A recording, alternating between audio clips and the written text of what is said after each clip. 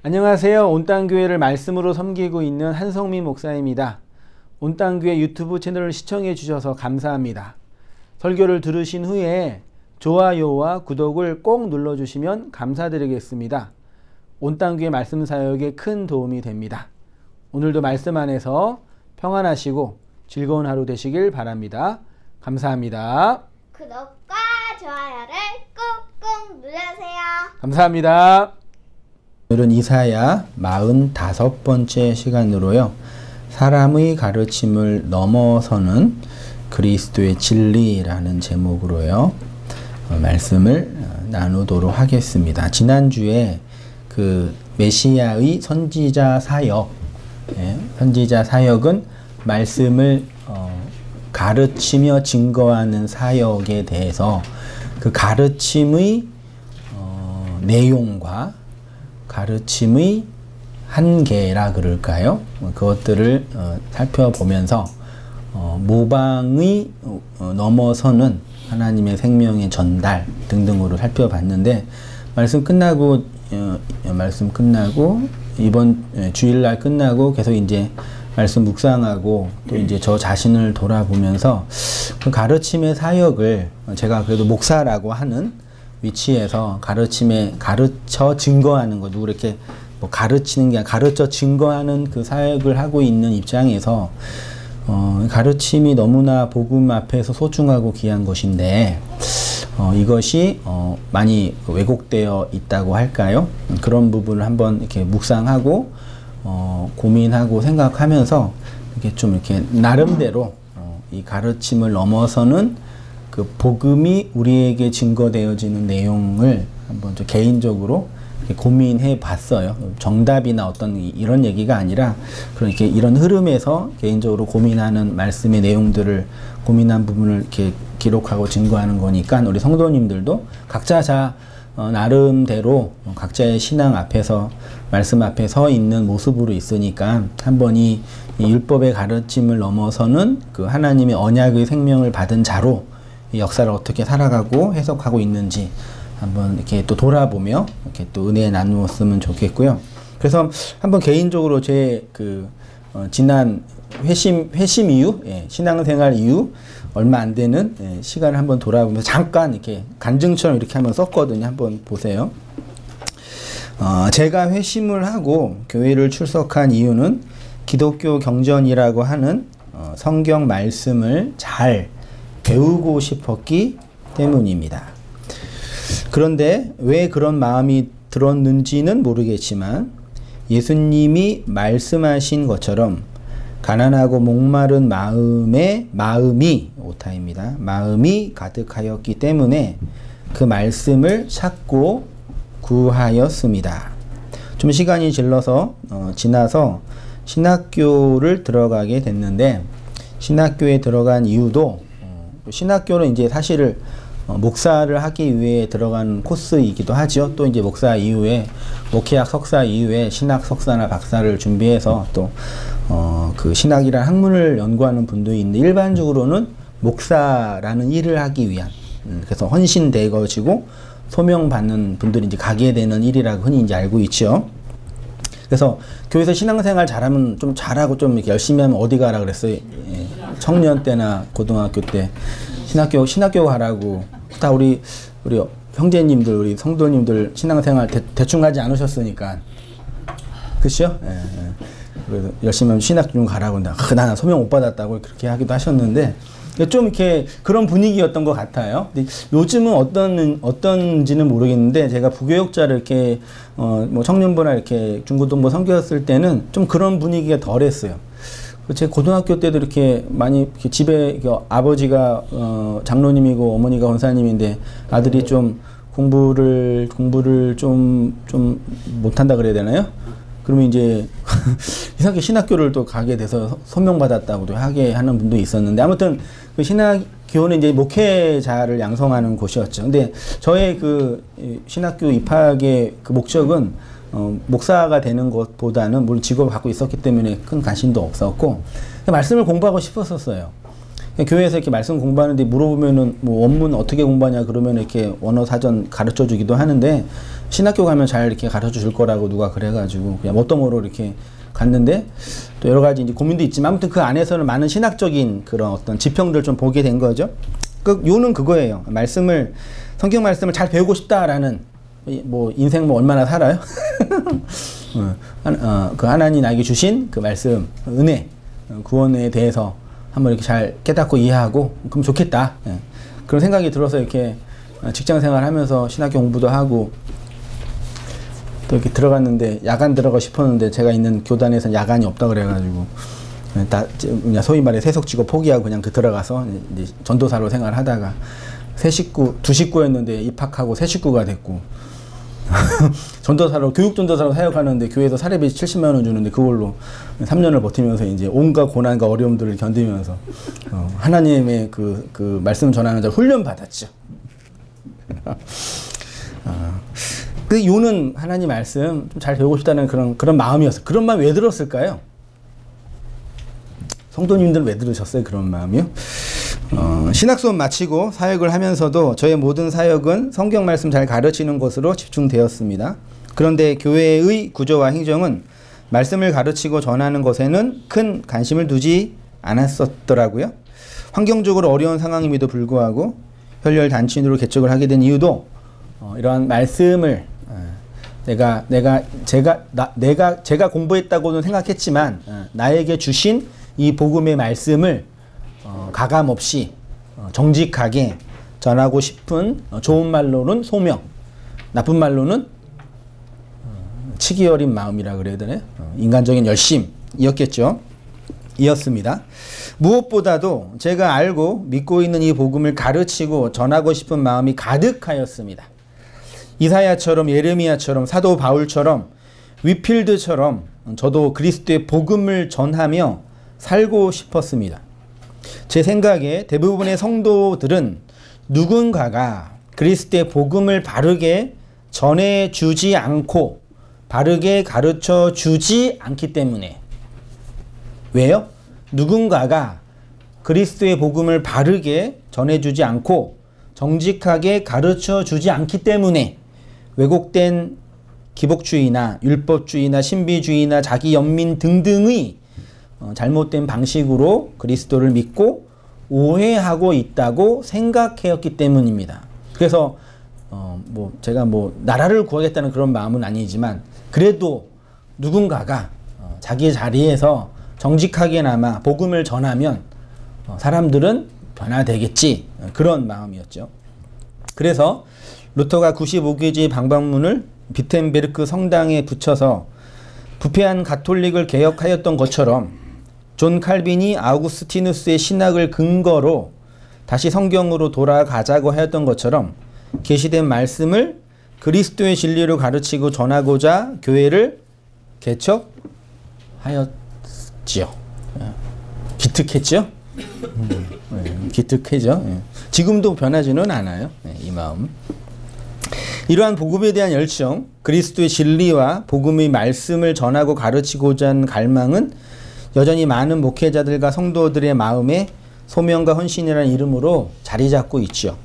여전히 많은 성도들, 목회자들은 하나님의 말씀의 소명 앞에서 그래도 미력하지만 복음을 전하기 위해서 자기 자리에서 힘쓰고 있어요. 여전히 많은 분들은. 그래도 여전히 있어요.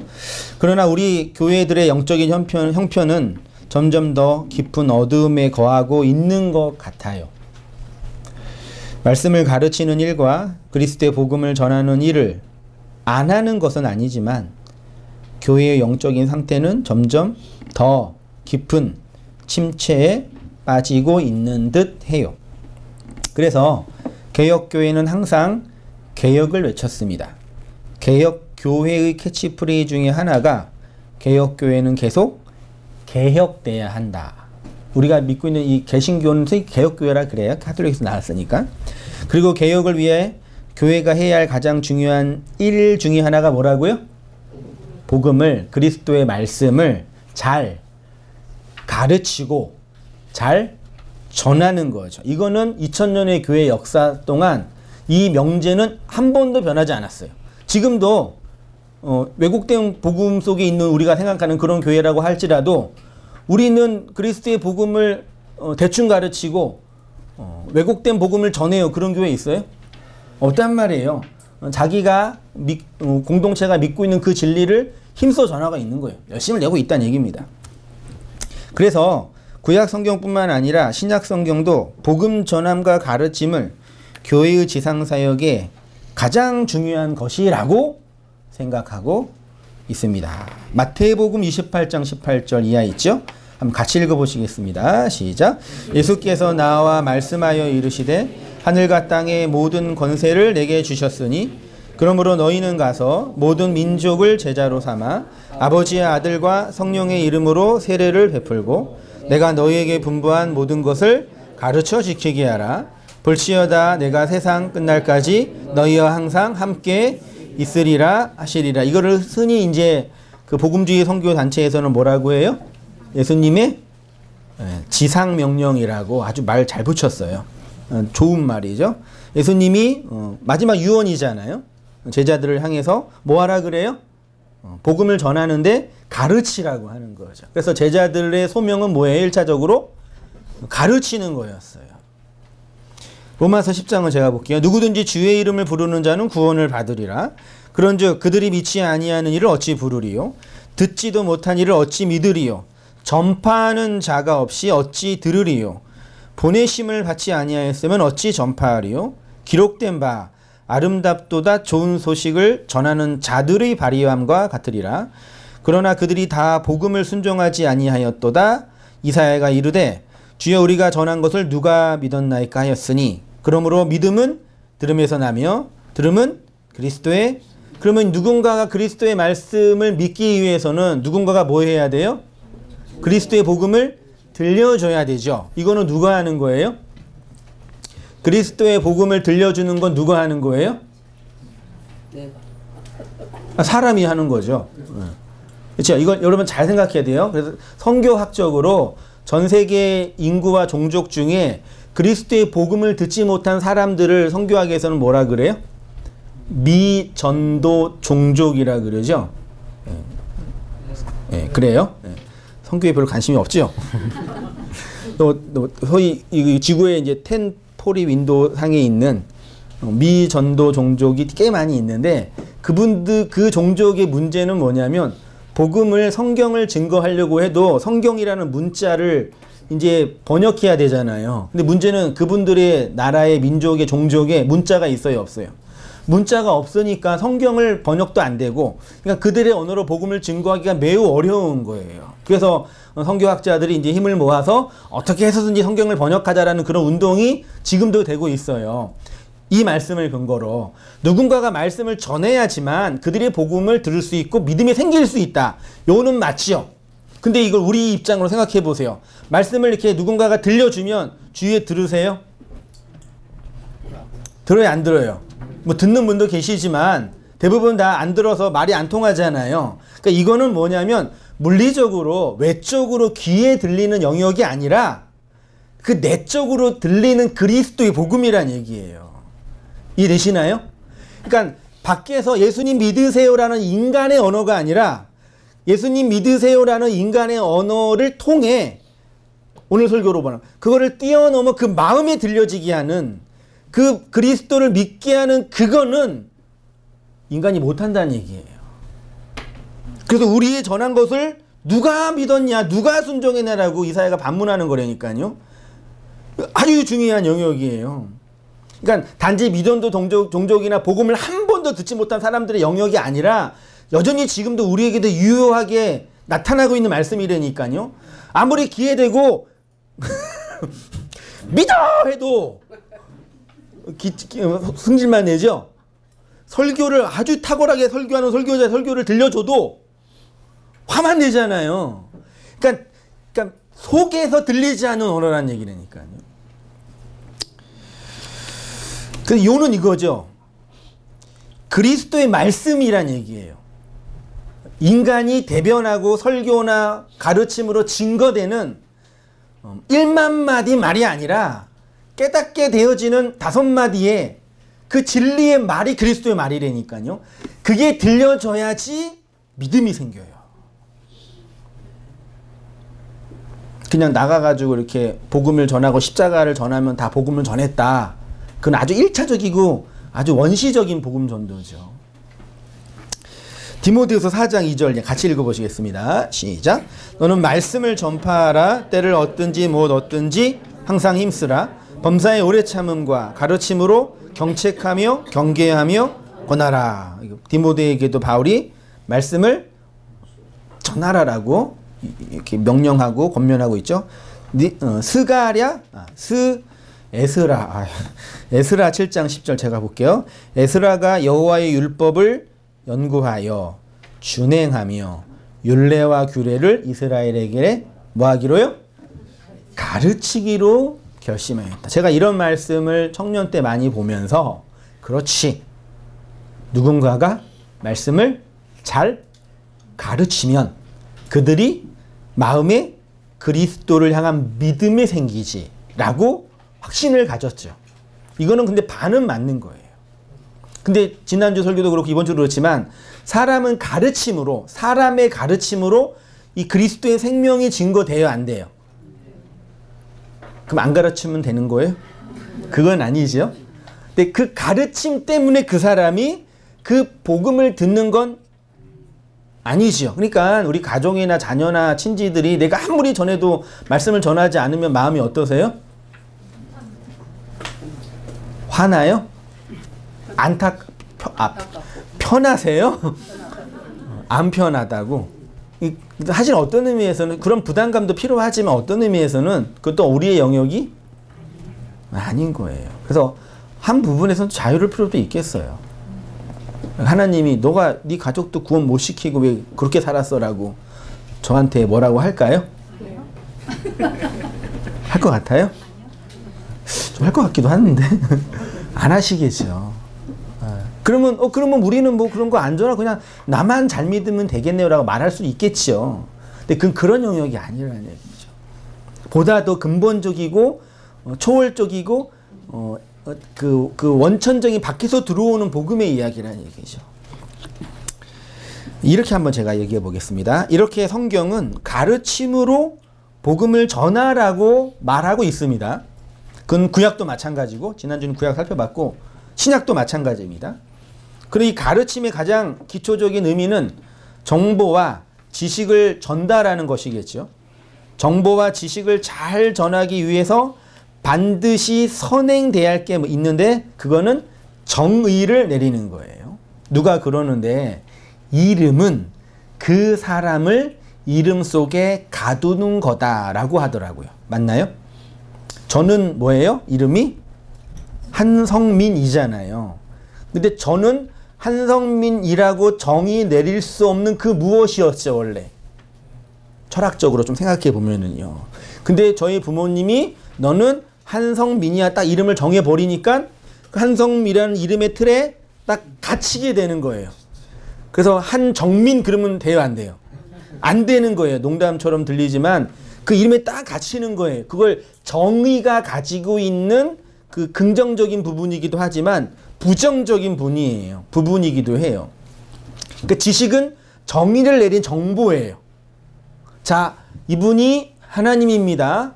이 하나님을 믿으세요라고 할 때 제가 이분이 하나님이라고 정의를 내렸잖아요. 그치요?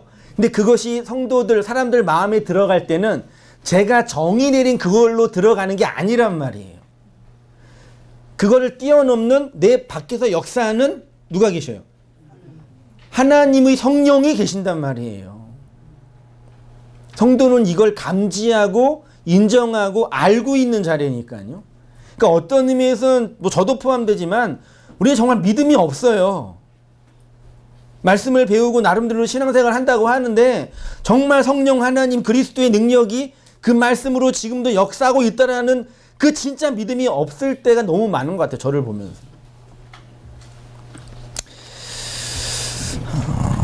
정보와 지식을 잘 전하기 위해서 반드시 선행되어야 할 것이 있는데 그건 정의를 내리는 것입니다. 무엇인가 정의를 내리는 것은 그것을 규정하는 것이래요. 어떤 내용을 정의된 지식으로 가지고 있으면 그것이 힘이 돼요. 그래서 아는 것이 뭐라고요? 힘이죠.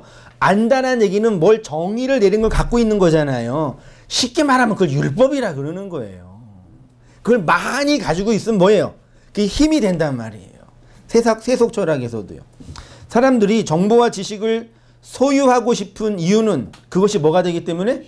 힘이 되기 때문에요. 왜 성경 우리가 공부하고 싶어요? 공부하고 싶어요? 그게 힘이 되니까. 왜 원문 이렇게 보는 거예요? 그게 힘이 되니까. 뭐 나쁘다는 얘기가 아니라요. 그 세속 교육이든 성경 교육이든 마찬가지죠. 여기 대한민국 이렇게 좁은 땅덩어리에서 이렇게 교육열이 이렇게 뜨거워요?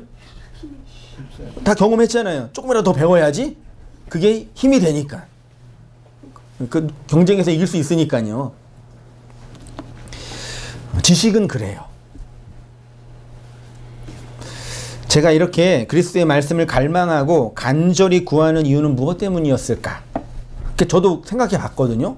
어느 순간 이렇게 물론 여러 가지 과정이 있었겠지만 눈 감고 눈 뜨고 어느 순간 되니까 교회 가고 싶다.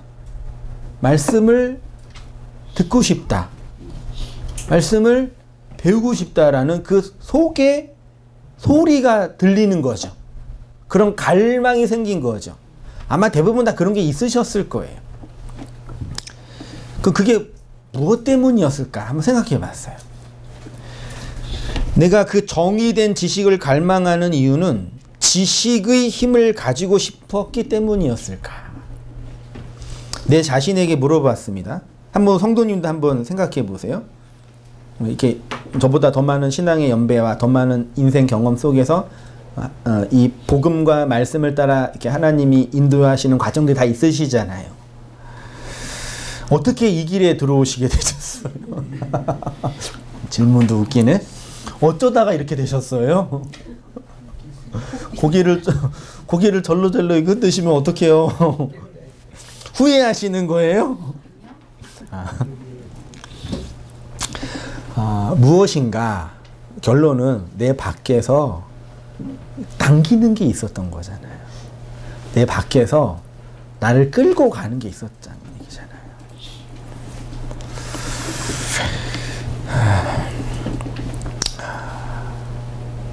하나님이 성도에게 넣어주신 진리에 대한 갈망은 인간의 전통과 정통으로 규정한 도그마일 수 없습니다. 하나님은 그것을 반역하여 역사하지 않으시고 그것을 무시하여 역사하지도 않으십니다. 그렇지만 반드시 그것을 뭐 한다고요? 넘어서서 역사하세요. 성도 안에 있는 그 갈망은 인간이 정의하고 규정한 그 지식으로 채울 수 있어요? 없어요? 그러니까 말씀을 갈망한다. 하나님의 은혜를 열망한다 할 때 그 실제적인 내용은 말씀이라는 지식을 찾는 거예요. 그렇죠? 네? 근데 그것을 얻게 되더라도 말씀이라는 지식을 얻게 되더라도 그것이 나의 갈망, 갈증을 충족해 주지 않는다는 걸 다 경험하셨을 거예요. 왜 그럴까라는 부분이죠. 만약 인간 안에 있는 궁극적인 갈망과 갈증이 인간의 가르침으로 채워질 수가 있다면 그거는 하나님의 것이 아니지요. 설교 잘 듣고 교회 생활 열심히 하고 성경 공부 잘해서 내 안에 있는 갈망과 갈증이 채워지면 그 교회만 잘 다니면 구원받을 수 있는 거잖아요. 좀 괜찮은 목사 만나면 구원 받을 수 있는 거잖아요. 좀 괜찮은 공동체 만나면 구원이 보장되는 거잖아요. 하나님이 그 초월의 구원이 그걸 무시하고 반하여 역사하지 않지만 그걸로 입증되는 건 아니라는 거 다 아시죠?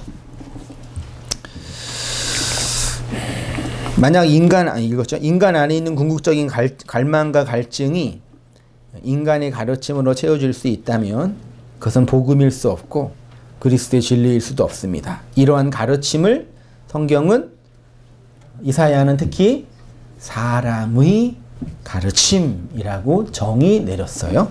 이사야 29장 13절 같이 한번 읽어보시겠습니다. 시작. 주께서 이르시되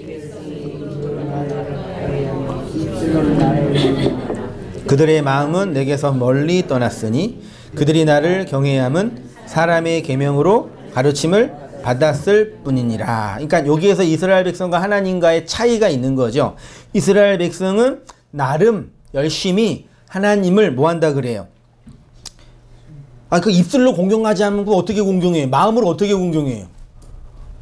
뭐 입술로 공경한 건 나쁜 거고 마음으로 공경하는 건 좋은 거예요? 그러니까 이스라엘 인간의 입장에서는 자신들은 하나님을 공경한다고 생각했는데 하나님은 인간을 볼 때 뭐라 그래요? 얘네들은 나를 공경하는 게 아니다라고 하잖아요. 그 차이를 제가 두껍게 표현했는데 사람들이 사람의 계명으로 가르침을 받았다라고 이사야가 말하고 있는 거예요. 사람의 계명으로 가르치는 것을 제가 모방이라고 제가 정의를 내렸어요. 제 표현으로는요. 그것은 규정을 하고 정의를 내는 것으로 정보와 지식으로 힘이 되는 것이라 할 수 있겠습니다. 이것은 성경 지식도 마찬가지입니다. 이 세상 모든 것은 모방할 수 있죠. 과학이 더 발전하면 누구도 모방해요? 나도 모방해요. 나와 똑같은 유전자를 가진 또 다른 나도 모방해요.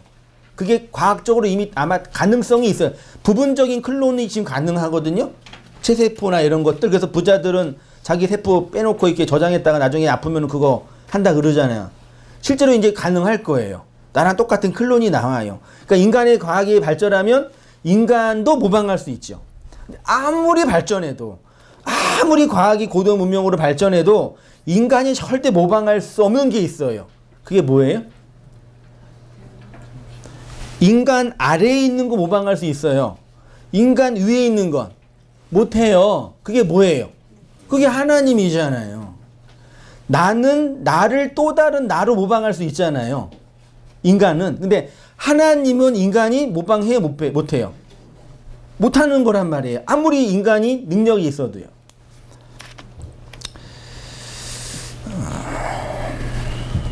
복음서에 이런 구절들이 많이 있습니다. 마태복음 7장 28절 제가 볼게요. 예수께서 이 말씀을 마치심에 무리들이 그의 가르치심에 놀라니 이는 그 가르치시는 것이 권위 있는 자 같고 그들의 서기관들과 같이 아니함일러라. 무사람이 그의 교훈에 놀라니 이는 그가 가르치는 것이 권위 있는 자 같고 등도 똑같아요. 그의 가르치심에 놀라니 그 말씀이 권위가 있습니다. 그러니까 여기서 복음서 기자가 권위 있는 가르침과 비교되는 사람이 누구예요? 서기관들이잖아요. 그러니까 반대로 말하면 서기관들은 어떤 가르침이에요? 권위 있는 가르침이 없다. 이사야 본문으로 번역을 하면 사람의 가르침으로 가르친다. 그러면 예수님이 권위 있는 가르침으로 가르치셨다라는 얘기는 최소한 서기관과 바리새인들의 가르침을 뛰어넘는 가르침이었다라는 얘기잖아요. 우리가 이걸 어떻게 이해해요? 예수님의 가르침은 서기관과 바리새인들보다 더 감동적으로 은혜가 된 거죠. 목사가 설교를 할 때 권위 있는 설교가 되려면 어떻게 해야 돼요? 성도들이 설교를 들으면서 와! 와! 그래야지 권위가 생기죠. 할렐루야. 그런 거겠어요? 그러니까 성경 저자가 말하고 싶은 거는 예수님은 당대의 사람들이 생각했던 그 가르침을 뛰어넘는 그 무엇이 있었던 것 같다라고 추론할 수 있게 힌트를 주는 거예요. 여기 나중에 성령 강림이 와가지고는 성령이 오셨잖아요. 그러니까 이 땅이 아니라 하늘에서 내려오셨잖아요. 그게 우리로 믿음 있게 하는 하나님의 일하심이 되니까요. 그러니까 여러분 저도 늘 경험하지만 왜 우리가 이렇게 많은 설교랑 많은 그 말씀의 나눔과 성경 공부를 하면서 물론 그런 많은 강론과 가르침을 통해서 많이 배우고 알고 경험하고 새로운 것들을 경험하지만 그 이 땅을 뛰어넘는 하나님의 권위에 대해서 무기력하고 믿음 없이 반응할 때가 왜 있는지 아시겠어요? 그는 우리 영역이 아니라 누구 영역이에요? 그분의 영역이라니까. 자, 내려오셔서 예수님의 권위는 서기관들과 바리새인들에게 없었던 권위였습니다.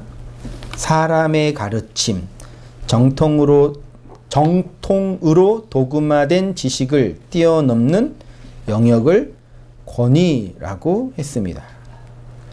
그것은 한마디로 뭐라고요? 결론 쉽게 내리면 영이라고 할게요. 우리가 다 알고 있는 것처럼. 영. 그래서 인간이 아무리 복제를 해도 뭐 복제 못한다고요? 영. 과학이 발전하여 인간 자신도 복제할 수 있을 것입니다. 그러나 아무리 문명이 발전해도 인간이 만들어낼 수 없는 것이 있는데 그게 영이라고 하는 거죠. 복제된 인간에겐 영이 있어요? 없어요? 없어요. 인간 자체에 영이 없으니까요. 그건 누구의 것이니까요? 하나님의 것이니까. 그러니까 정신은 뇌에 의해서 만들어지니까 그거는 가능하죠. 근데 그 하나님의 영, 하나님의 바람은 없어요. 인간에게는요. 우리가 가지고 있는 이 육체도 하나님이 주신 것이지만 하나님의 그 영은 육체가 노력하고 애써서 만들어낼 수 있는 것이 아닙니다. 그 영은 어떻게 주어졌어요? 예수가 십자가를 통해 그리스도로 건네주신 생명이기 때문입니다. 이런 가능성은 있겠죠. 복제된 클론에게 이 복음을 그리스도의 말씀으로 증거하여 그에게 성령이 임하면 영이 떨어지는 거겠죠. 그러니까 가설만 한다면요. 그래서 사람의 계명으로 아무리 열심히 가르쳐도 안 되는 건 안 되는 거고 되는 거는 되는 거예요. 우리는 어떻게 된 거예요? 어쩌다 보니까 된 거예요. 왜 그랬는지 이유를 그거 알면 그 이상한 거예요. 나중에 가서 물어보세요. 왜 그러셨냐고 주님. 모르는 거라니까요. 이 역설적인 정보를 아는 게 얼마나 위대한 복음인지 다 아시죠? 제가 다 아시죠? 하면 아멘? 다 아시죠? 어저께 잠을 못 자가지고 제가 죽겠어요. 하나님의 영은 인간의 영역을 뛰어넘는 초월의 것이에요. 그런 의미에서 성도가, 잘 들어보세요. 진리가 되는 것은 자신이 노력하고 애써서 어떤 지점에 도달하는 것이 아니에요. 존재적으로 이런 그림 뭐 잠깐 그리면, 그러니까 이 어떤 도달해야 할 지점을 딱 정해놨잖아요. 율법은 세상은 다 이게 다 과정과 이렇게 그 단계가 있잖아요. 이 지점에 도달하면 되는 지점이 있잖아요. 근데 하나님의 영은 여기에서 도달할 수 있는 게 아니라 밖에서 떨어지는 거라니까요. 그래서 그거를 제가 되어지는 것이라는 용어로 표현을 했어요. 그것은 내가 내 안에서 확신하는 게 아니라 밖에서부터 주어지고 여겨지는, 제가 여겨주심이라고 표현할게요. 영역이에요. 내가 진리라고 주장하기 전에 밖으로부터 그 진리로, 그 영으로 여겨주시는. 그러니까 여러분 저 보세요. 인간이 자기의 존재를 자기가 규정하는 게 행복하겠어요? 밖으로부터 이타적으로 규정당하는 게 행복하겠어요? 이렇게 해볼까요? 그러면 인간이 누릴 수 있는 최고의 쾌락이 뭐예요? 아직 그런 쾌락 지점까지 도달 못하셨나? 그 쾌락이라는 단어가 좀 불편하시면 가장 큰 즐거움, 가장 큰 행복. 언제 인간이 가장 행복할까요? 권력. 왕, 내 마음대로 다 맞았어요. 그걸 이제 학문적으로 정리하면 나 말고 밖에 있는 환경을 통제할 때 그때 가장 큰 쾌락이라는 단어, 즐거움을 느껴요. 언제 행복하세요? 내가 주체가 돼서 누군가를, 환경을 통제하고 조정할 힘이 있을 때 가장 큰 행복을 느낀다니까요. 그래서 마약이나 담배나 술도 중독되는 거지만, 커피도 중독되는 것이지만 권력도 중독돼요. 한번 권력이라는 단어가 나쁜 게 아니에요. 권력이 올라가서 나의 손끝 하나로, 사인 하나로 막 수천억이 왔다 갔다 그러고 사람이 왔다 갔다 그러면은 그거 보면서 두려움도 느끼지만 뭘 느껴요? 아주 이 도파민이 엄청 나온대요. 이게 즐거움이요. 언제 우울하세요? 맞잖아요. 인생이 내 마음대로 안 되니까 우울하잖아요. 그게 내가 이 인생을 조정할 수 있는 게 그게 누구의 자리예요? 그게 신의 자리라니까요. 그 인간은 그 신의 자리를 탐하는 거예요. 그래서 하나님이 내려오셔서 뭘 죽이시는 거예요? 이 신 되고 싶은 그게 악이라고 규정할 수 없지만 그거를 공격하고 들어오셔서 그냥 이 땅에서 그냥 죽사만 그러시면 그냥 이렇게 그러니까 하나님에 의해 여겨짐을 당하게 만드는 거라니까. 그게 팔복의 핵심이에요. 근데 이 복음이 얼마나 망가졌냐면 하나님을 이용해서 자기가 이 세상을 통제하고 조종하겠다라는 심보라니까요. 그러니까 그리스도와 복음과 교회를 통해서 얻을 수 있는 그 유익을 버리고 정말 버려야 할 것을 교회에 와서 얻는 거예요. 말로는 똑같이 하는데요. 제가 왜 화를 내죠? 그걸 몰라요, 사람들이. 성경을 공부하고 뭐 설교를 듣고 뭐 원문을 공부해도 이 근본적인 전제가 바뀌지 않으면 열심히 공부하고 이 세상을 통제하고 싶어하고 뭐 알고 그걸 또 통제하고 싶어 한다니까요. 은혜 받은 나, 진리를 알고 있는 나, 그걸로 다를 또 규정하려고 그러고요. 그거를 제가 하나님의 여겨주심, 성령의 인쳐주심이라고 표현했고, 요거를 2000년의 교회 역사가 아주 분명한 성경 교리 용어로 정리한 용어가 있는데 그게 바로 칭의라는 교리예요. 여러분 별로 교리 안 좋아하시는 분도 계시지만 이 칭의 교리가 2000년의 교회 역사의 가장 핵심적인 교리예요. 칭의와 쌍병을 이루는 교리가 흔히 뭐라 그래요? 교리는 좀 알고 계셔요. 성화라고 하거든요. 칭의는 하나님이 주권적으로 그분의 불가항력적인 은혜로 여겨주시는 거예요.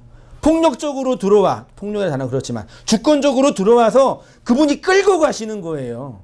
우리의 행위와 우리의 조건과 전혀 상관없이 하나님의 창세전 언약과 묵시의 계획과 완성된 그 일을 그냥 끌고 가시는 거라니까요. 이 칭의 교리가. 근데 요것과 다른 게 뭐예요? 소위 말해 성화란 이 성화 교리는 완전히 왜곡되어 있어요. 성화 교리가 없다라는 얘기가 아니라 그래 이제 나는 칭의로 하는 여겨짐을 받았어. 그러면 어떻게 살아야 돼? 거룩하게 살아야 돼. 그럼 거룩하게 산다는 얘기는 뭐예요? 뭔지도 몰라. 착하게 살아야 되고 반듯하게 살아야 되고 나쁜 짓 하면 안 되고 등등으로 이 거룩을 공자 노자가 말했던 인간의 윤리로 포장을 해버리는 거예요.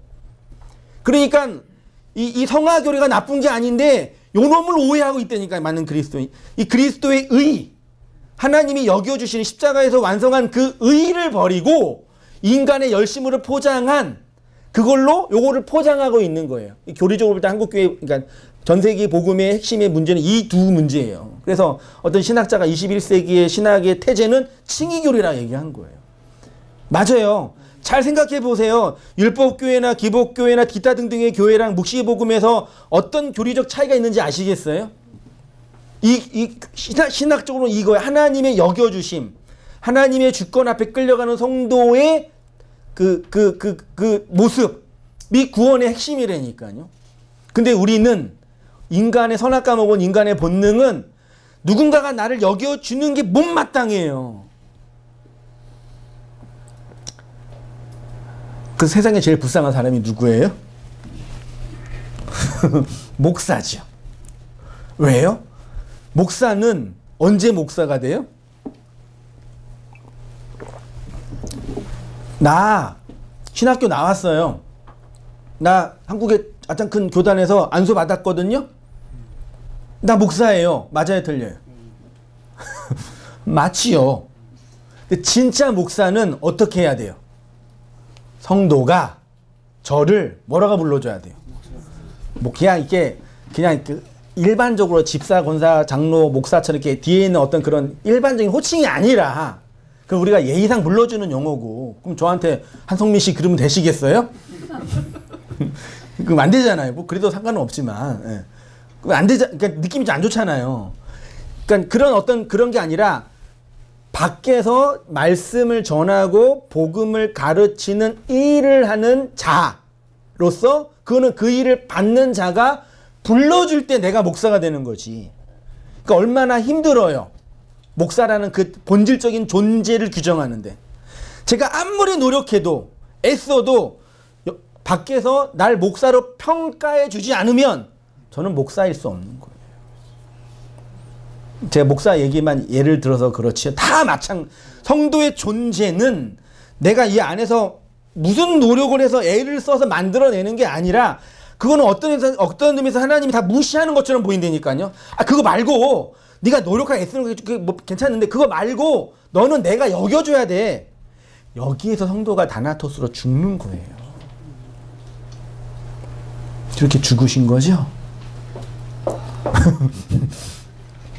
거기에서 인간의 그 가장 본질, 그 감정적으로, 감각적으로 누릴 수 있는 최고의 그 쾌락을 이렇게 벗겨지는 거라니까요. 근데 얼마나 이게 말도 안 되는 일이 교회 안에서 그걸 가르치라고 하나님이 성령을 보내서 교회를 세웠는데 정반대 얘기를 하는 거예요.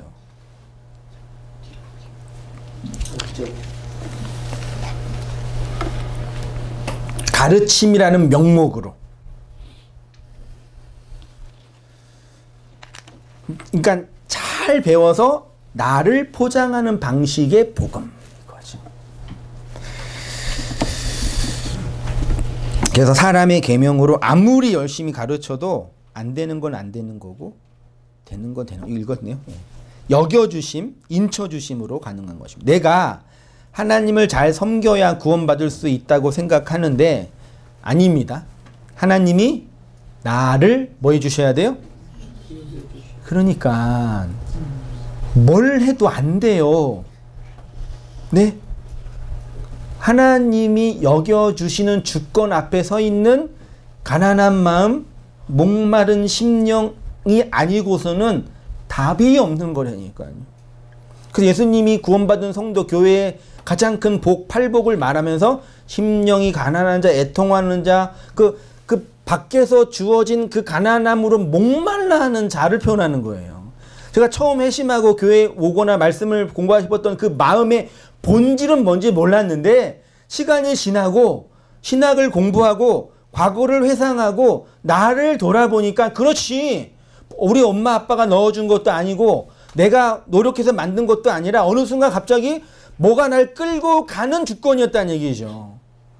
하나님은 당신의 것을 그렇게 끌고 가는데 밖에서 그 내용을 잘 설명해 주지 못하고 왜곡해 버리니까 이상한 데 빠지는 거예요. 그리고 궁극적으로 돌아올 분들은 돌아오시겠지만요. 그리고 반드시 그 진리를 전하는 하나님의 사역자들, 하나님의 백성들, 교회 성도들을 세우고 그를 전하게 하시는 거예요. 내려오셔서 전통과 정통의 도금하여 사람이 사람의 계명으로 사람을 가르치면 잘해야 뭐라고요? 모방하는 겁니다. 그래서 여러분 그랬잖아요. 제가 대표적인 예로 한국에 가장 큰 영향력을 준 목사님이 누구죠? 오순절 교회 조용기 목사잖아요. 근데 젊었을 때, 죄송해요. 제가 젊었다고 그러시니까. 예. 저 젊었을 때, 방송으로 이게 설교를 듣는데, 그분 톤 있잖아요. 하나님은 여러분이 사랑하시면 막 하잖아요. 진짜 특이해요. 그건 진짜. 되게 쏙쏙 들려요, 진짜. 그게 스피치하게 정말 탁월한 방식이라 그러거든요. 진짜요. 근데 그 얘기를 하는 조용기 목사가 설교를 그랬는데, 나중에 보니까, 여의도 순복음교회 부목사 누구. 그 놀랬어요. 어떻게 똑같지? 뭐 한 거예요? 모방하는 거예요. 그 나쁘다 좋다는 얘기가 아니라요. 그래야지 또 거기에 살 수 있지. 거기에서 그렇게 모방 안 하고 이상한 소리 하면 어떻게 돼요? 쫓겨나는 거죠. 그 우리는 모방하면서도 이렇게 이 세상에 버티는 거라니까요. 이 세상이라는 이 구조 안에서요. 그래서 사람의 가르침에 학문의 영역이든 종교의 영역이든 철학의 영역이든 무슨 파, 무슨 개. 예수님 당대에도 유대교였죠. 유대교가 수많은 분파, 우리가 대표적으로 알고 있는 게 4개의 분파지 더 많은 분파가 있었다고 해요. 막 사막에도 가고 어디에도 가고 정치 집단, 폭력 집단, 금욕주의, 쾌락주의 수많은 파가 있고 자신들의 전통을 정통이라는 도구마로 만들어서 이게 하나님을 믿는 거야 라고 주장했던 거라니까요. 예수님이 오셔가지고 뭐 한 거예요? 그거 다 부신 거예요.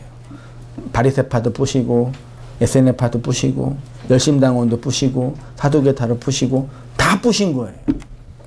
그분의 육체로. 그들은 각자 정한 정통의 교리로 권위를, 예수님의 권위는 이 권위를 뛰어넘는 권위. 그래서 예수님에게는 다른 권위가 있었다라고 표현하는 거죠. 이는 그들의 전통과 정통이 아닌 다른 것인데 그거를 우리가 결론적으로 뭐라고요? 영 혹은 생명, 내가 너에게 이른 흐르는 이 말이 하늘의 영이고 하늘의 생명이니 이걸 받은 자는 그 배에서 생수가 흘러 넘친다 얘기한 거예요. 생명은 어떻게 증거돼요? 생명은 노력하고 애써서 되는 게 아니라 그냥 그러니까 뭐 이렇게 쌓아서 되는 게 아니라 되는 거죠. 그래서 생명은 생명을 낳음으로 얻는 거라고 표현한 거예요. 그걸 이제 신구약 성경은 아들을 낳는 거라고, 딸은 사람이 아니었으니까 생명을 낳는 게 아들을 낳는 거라고 표현했죠. 이 아들을 낳는 그 이야기를 대수별로 정리한 게 흔히 뭐라 그래요? 그거를 족보라고 하는 거죠. 그래서 우리 어르신들도 너 어디 파냐? 어디 족보가 어디냐 물어보잖아요. 내가 어디부터 나왔는지. 성경이 무슨 이야기예요? 족보 이야기죠. 많이 있어요. 제가 편집만 잠깐 한 거예요. 창세기 5장에는 누구 족보예요? 아담의 요 계보가 톨레도토인데 그냥 족보예요. 톨레도토 낫다. 아담의 족보죠. 그 다음에 6장에서는 노아의 족보, 11장에는 셈의 족보, 노아의 세 아들 중에 셈의 족보 다 있어요. 11장 27절에는 데라의 족보. 그 다음에 데라의 족보에 누가 나오겠어요? 아브람, 이삭, 야곱이 나오겠죠. 그 다음에 30장에는 누구의 족보예요? 야곱의 족보가 나오는 거예요. 성경은 족보에 관한 책입니다. 창세기부터 아담의 족보, 노아의 족보, 셈의 족보, 데라의 족보, 야곱의 족보, 이렇게 인간의 족보가 기록되어 있지요. 아담은 오실자의 표상이지요. 오실자. 그래서 아담의 족보는 누구의 족보예요? 그리스도의 족보죠. 그렇죠? 그리스도가 어떻게 나실 것인가. 그리스도가 났어요? 나셨죠. 언제요? 그리스도가 나셨잖아요. 나오셨잖아요. 언제요? 2000년 전이라 그러면 돼요, 안 돼요? 안 돼요. 창세 전이라 그래도 안 돼요. 어디에요? 언제요? 어디에서? 누구로? 성도를 통해, 여러분을 통해. 이해되시나요? 2000년에 오신 그분은 그냥 육체로 오신 예수고, 그분은 그냥 죽었고 안 계시잖아요, 그 육체는요. 그리스도는 영으로 오신 하나님이시잖아요. 누구를 통해 낳는 거예요? 교회를 통해, 성도를 통해 낳는 거죠. 그래서 계시록에 가면은 교회가 그리스도를 낳고 그리스도가 교회를 낳잖아요. 교회가 누구예요? 나잖아요. 내가 그리스도에서 나온 거잖아요. 근데 그것이 그리스도를 낳는 거라고 또 표현한단 말이에요. 그거 없으면 그냥 맹타 아무것도 아닌 거예요. 네? 그냥 이렇게 종교 생활하고 교회 생활하고 성경이라는 텍스트 공부하고 네. 그 일반 교회에서 말하는 마음의 위로 얻고 인간적으로 교제하고 그것뿐이 없는 거예요. 그리스도의 족보입니다. 그리스도의 족보는 교회의 족보죠. 네. 그러므로 이 족보는 교회의 족보이고 이 족보에 교회의 이름이 기록되어 있겠죠. 우리가 교회니까요. 그러면 나의 육적인 계통을 알려면 우리의 육적인 족보를 요즘에 그거 있나요? 많이? 모르겠는데 있다고 쳐요. 그걸 확인하면 아 내가 어떻게 해서 누구의 자손을 낳았다 이렇게 확인되잖아요. 육체 영적인 족보는 네. 그리스도를 통해서 확인하는 거란 말이에요. 족보는 내가 누구의 자손인지를 기록한 책인 것처럼 성경의 족보는 하나님이 나를 어떻게 누구를 통해 낳았는지를 기록한 책인 거죠. 성경의 족보 이야기가 엄청 많아요. 우리가 별로 관심을 안 가져서 그렇지 역대 상을 보면 1장부터 몇 장, 거의 9장까지인가 정확히 기억 안 나는데요. 10장까지인가 다 족보 이야기고 우리가 잘 알고 있는 야베스의 기도 있잖아요. 그 족보에 잠깐 나오는 이야기뿐이에요. 사실은요. 그냥 그것만 발췌해서 보는 거지 실제로 다 누가 누구를 낳고 누구를 낳고 누구를 낳고 누구를 낳고 낳고 계속 그 얘기 나오는 거예요. 낳는 출산하는 이야기를 한다니까요. 그게 뭐 그렇게 필요해가지고 그렇게 많이 힘들게 기록했겠냐고요. 그걸 보면서 우리가 어떻게 나누지를 확인하면 되는 거겠죠. 성경은 예수 그리스도를 통해서 나온 하나님의 아들로서 교회의 출생에 관한 책이죠. 그래서 복음서의 시작이 뭘로 시작해요? 족보로 시작하고 그래요. 마태복음은 내려오는 족보라고 그러고요. 누가복음은 올라가는 족보라고 하는데 마태복음 1장 1절 이하 한번 같이 읽어보겠습니다. 시작. 아브라함과 다윗의 자손 이삭은 야곱을 낳고 야곱은 유다와 그의 형제를 낳고 야곱은 마리아의 남편 요셉을 낳으니 마리아에게서 그리스도라 칭하는 예수가 마리아에게서 났죠. 마태복음은 누구부터 시작해요? 아브라함부터. 왜요? 마태복음은 유대인들에게 준 복음서니까 유대인들의 실제적인 조상인 아브라함부터 시작하는데 누가복음은 누구까지 가요? 읽어볼게요. 누가복음 3장 23절 시작. 예수께서 가르치심을 시작하실 때 30세쯤 되시니라. 사람들이 아는 대로 요셉의 아들이니 요셉의 이는 헬리요 그 이는 마따시요 그 이는 레이요 그 이는 멜기요 그 이는 안나요 그 이는 요셉이요 그 이는 에노스요 그 이는 셋이요 그 이는 아담이요 그 이는 제가 앞에 다 잘랐어요. 집에서 확인해 보세요. 엄청 길어요. 동전에 계속 치면 계속 올라가요. 그러니까 예수님 위는 누가 올라가요? 궁극적으로 하나님이죠. 그러면 그 하나님 아래 누가 있는 거예요? 예수가 있지만 결국은 우리는 누구의 자손이에요? 하나님의 아들인 거죠. 이게 벤이란 그 히브리어와 관련된 나니까 하나님의 아들인 거죠. 누가요? 교회가요. 하나님이 낳은 거죠. 됐죠? 하나님이 가르쳐서 훈련시켜서 모방해서 조작해서 유전자 변형을 일으켜서 만들어낸 상품이 아니라 그분이 뭐 하는 거라고요? 낳은 거라고요. 누구를요? 나를요. 네, 누가 하면 하셨어요? 아, 이럴 수가. 나를요. 그게 복음이잖아요. 내가 하나님에 의해서 이렇게 노력하고 애써서 이게 아니라 그분이 낳았대잖아요. 근데 낳았는데 태어났는데 우리는 자꾸 그 위치를 망각하고 잃어버린단 말이에요. 딴 생각하고 딴 길로 가고 돌아가고 그래서 뭐 하라 그래요? 슈브하라 그러고 돌이키라 그러고 내게로 돌아와라 그러죠. 넌 내 아들이라 그러잖아요. 그거를 그리스도의 십자가 안에서 보면서 확인하고 기억하고 깨닫고 확신하고 인침받는 거잖아요. 말씀을 들을 때 성령이 오실 때 그리스도가 증거될 때요. 생명을 낳는 것, 가르침에 관한 말씀을 하다가 왜 제가 족보 이야기를 하는지 아시겠어요? 사람은 가르쳐서 돼요, 안 돼요? 안 된다는 얘기는 가르쳐서 나올 수 없다는 얘기예요. 그 얘기를 하는 거예요, 제가요. 생명은 낳는 거라니까요. 그런데 가르침이라는 과정을 통해서 생명이 낳는데 왜요? 그 가르침을 사용한 누구? 그리스도 하나님의 영이 일하시니까요. 바람을 타고.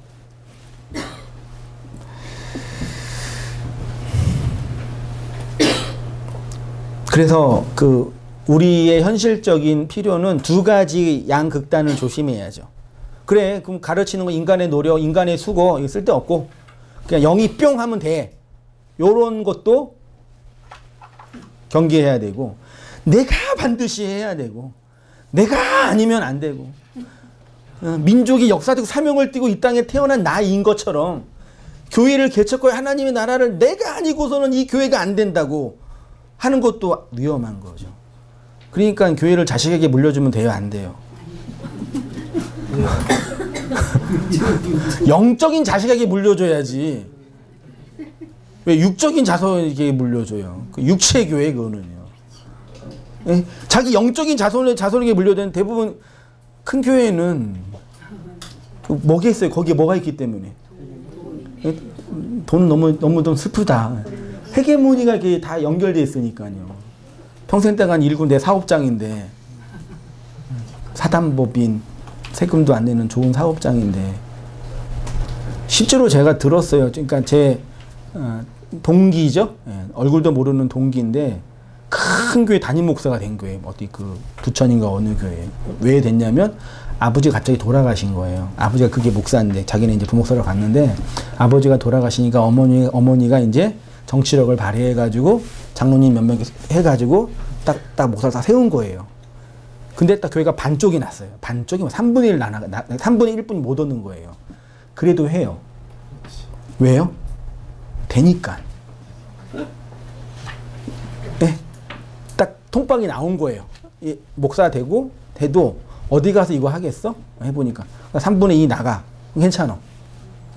딱 하는 거예요. 그게 하나님의 교회예요? 제가 판단할 건 아니지만, 제가 비판할 건 아니지만,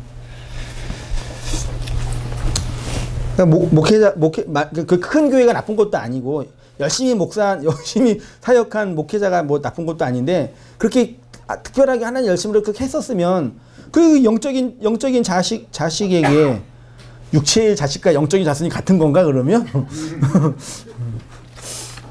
그러면 할 말이 없네. 해야죠. 이 복음적인 이해가 있으시면은.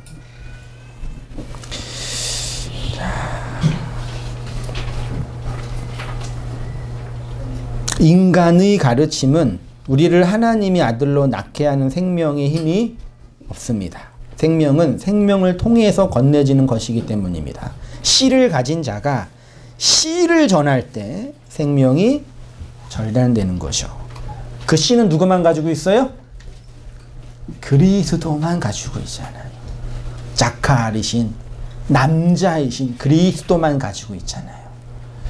그러면 성경에서 씨를 가진 자가 누구라 그런다고요? 그리스도입니다. 이 세상에 그리스도만이 유일한 누구요? 남자이고 이 땅에 있는 모든 인간은 여자인 거죠.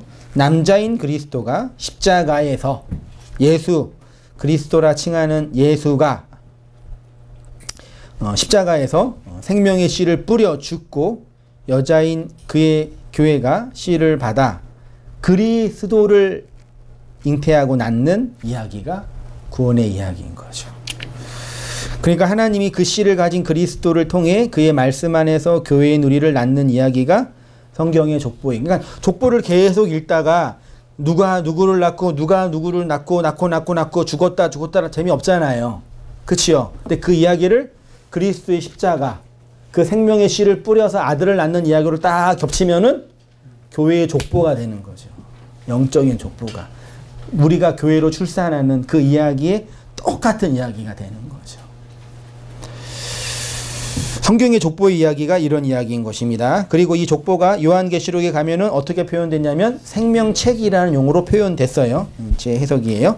누구든지 생명책에 기록되지 못한 자는 어디에 던져져요? 불못에 던져진대요. 자, 보십시오. 성경의 마지막 책인 말씀을 알고 있는 자, 구원의 확신이 있는 자, 의미 있고 보람 있게 열심히 산 자가 불못에 던져지지 않는다고 하지 않고 어디에요? 생명책에 기록되지 못한 자래요. 그러니까 생명책에 기록된 자가 구원받는다는 얘기죠. 쉽게 결론 내리면요. 그 생명책이 있겠지요. 그러니까 그 책은 물리적인 책은 아니잖아요. 물리적인 책이라 그러면 돼요? 안 돼요? 안 되죠. 옥황상제가 갖고 있는 그런 어떤 그런 이름의 책인 거예요? 아니지. 그러면 하나님의 성도, 하나님의 백성, 언약, 그리스도인들의 수가 몇 명이겠어요? 이 인류 역사 속에. 14만 4천이라고 쳐요. 그래, 그러면요. 네, 누가 그걸 주장하니까. 그럼 다 써요, 그거를요? 썼다고 쳐요. 그럼 어느 나라 이름으로 써야 돼요? 영어로? 일본어로? 한국어로? 한자로? 아, 히브리어로 써야 되죠? 말이 안 되잖아요, 그러니까요. 그런 물리적이고 외적인 책이 아닌 거죠. 족보 이야기인 거죠. 누구에서 나왔는지 이야기한 거죠. 그래서 복음의 시작은 하나님이 우리에게 당신의 씨를 뿌리는 것으로, 그래야 족보에 기록되고 생명책이 되니까요. 말씀들이 되니까요. 창세기 2장 24절 이러므로 남자가 부모를 떠나 그의 아내와 합하여 둘이 한 몸을 이룰지니라. 하나님의 아들 예수 그리스도의 복음의 시작, 아르케 시작이다. 그 책의 시작이다. 생명의 씨를 가진 남자로서의 그리스도가 부모, 생명을 낳는 자가 되기 위해서 떠난 이야기죠. 여기 남자가 부모가 되기 위해서 부모로 떠나 그의 아내와 연합하여 하나가 된 거죠. 이거는 당연히 예수 그리스도의 인카네이션, 성육신 이야기인 거죠. 그래서 말씀이신 하나님이 육체를 입고 오셔서 우리의 역사, 인생 전체야 뭐 하시는 거예요? 이게 스케노거든요. 거하심에가. 이게 장막을 치다잖아요. 같이 생활하다. 결혼 생활하다. 그러니까 우리 인생 전체가 그리스도와 결혼 생활하는 그 신혼 생활이라니까요. 가정 생활이요. 그 인생 전체를 통해서 그리스도의 그 말씀의 씨를 받아 그리스도를 출산하는 것으로 구원이 증명되고 이루어지는 이야기인 거죠. 그래서 여자가 아들을 출산함으로 구원받는데 필요한 덕목이 인내하고 견디는 거라고, 참는 거라고 표현을 하는 거죠. 하나님의 그 열심으로 끌고 가는 내용이요. 그러니까 성경에서 말씀을 가르치는 것은 인간이 지킬 수 있는 율법과 계명을 잘 가르쳐서 지키라가 아니라 그리스도, 다시 말해 진리의 부모의 자리에서 그 생명을 낳은 자가 되라라는 인간적인 표현인 거죠. 말씀을 잘 가르치라라는 얘기는 그리스도, 그 진리의 부모의 자리에서 생명을 낳는 자로, 전하는, 씨를 뿌리는 자로 되라라는 얘기죠. 복음을 위해서 자기 생명을 초계처럼 버릴 수 있었던 바울이 자기를 어떻게 설명하냐면 그리스도의 일꾼이고 하나님의 비밀을 맡은 자라고 하면서 마지막에 결론은 뭐라고 그래요? 너희는 나를 본받는 자가 되라는 얘기는 뭐냐면 내가 열심히 그리스도의 복음을 전하고 교회를 개척했으니까 이런 나를 본받으라는 그런 인간적인 얘기가 아니라 아까 말한 것처럼 그리스도의 그 진리의 부모의 자리에서 생명을 전하는 그 자, 하나님의 비밀을 맡은 자, 그 일꾼의 그 자리, 쉽게 말해 그 생명을 건네지는 그 자리에 나를 여러분이 똑같이 따라오셔야 돼요. 그 얘기예요. 복음은 그렇게 증거되는 거예요. 전통과 정통의 도그마, 집단의 가르침과 집단의 권력의 세뇌대에서 증거되는 게 아니라 밖에서 나를 여겨주시는 하나님의 일하심으로 증거되는 거라니까요. 이거 말씀 많이 읽어봤잖아요. 고생한 얘기잖아요. 대부분 다 어떻게 해요? 나 이렇게 고생했어. 그러니까 너희들도 고생해. 이런 얘기가 아니라니까요. 무슨 그런 고생을 본받아요. 할 수만 있으면 행복하고 편안하게 살면 좋은 거죠. 없어서 못하는 것 뿐이지 우리가. 한번 읽어볼게요. 고린도전서 4장 1절 이하요. 같이 읽어보겠습니다. 시작. 사람이 마땅히 우리를 그리스도의 일꾼이요 하나님의 비밀을 맡은 자로 여길지어다. 그리고 맡은 자들에게 구할 것은 충성이니라. 내가 생각하건대 하나님이 사도인 우리를 죽이기로 작정된 자같이 끄트머리에 두셨음에 우리는 세계 곧 천사와 사람들에게 구경거리가 되었노라.